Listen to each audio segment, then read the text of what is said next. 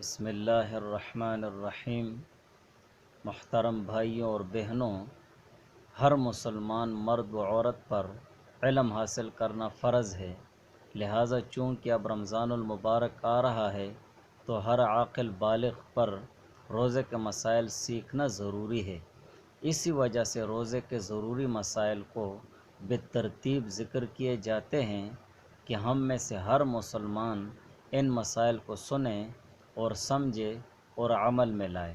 جزاکم اللہ خیرا۔ بسم اللہ الرحمن الرحیم۔ السلام علیکم ورحمۃ اللہ وبرکاتہ۔ سوال: مسنون روزے کون سے ہیں؟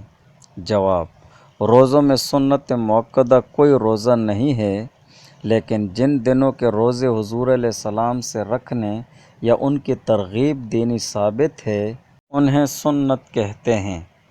یوم عاشوراء یعنی 10 محرم کا روزہ 9ویں یا 11ویں کے ساتھ، یوم عرفہ اور ایام بیض یعنی ہر مہینے 13ویں، 14ویں، 15ویں تاریخوں کو روزے رکھنا مسنون ہیں۔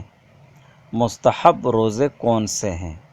جواب: فرض، واجب اور سنت روزوں کے علاوہ تمام روزے مستحب ہیں، لیکن بعض روزے ایسے ہیں کہ ان میں ثواب زیادہ ہے۔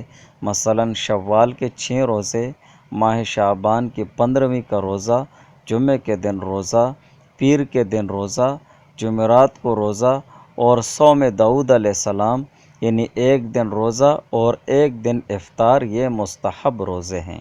سوال: حرام روزے کون سے ہیں؟ جواب: سال بھر میں 5 روزے حرام ہیں۔ عید الفطر، عید الاضحیٰ کے 2 روزے اور ایام تشریق کے دن روزے رکھنا، یعنی 11ویں، 12ویں، 13ویں ذی الحجہ، ان میں روزے رکھنا حرام ہے۔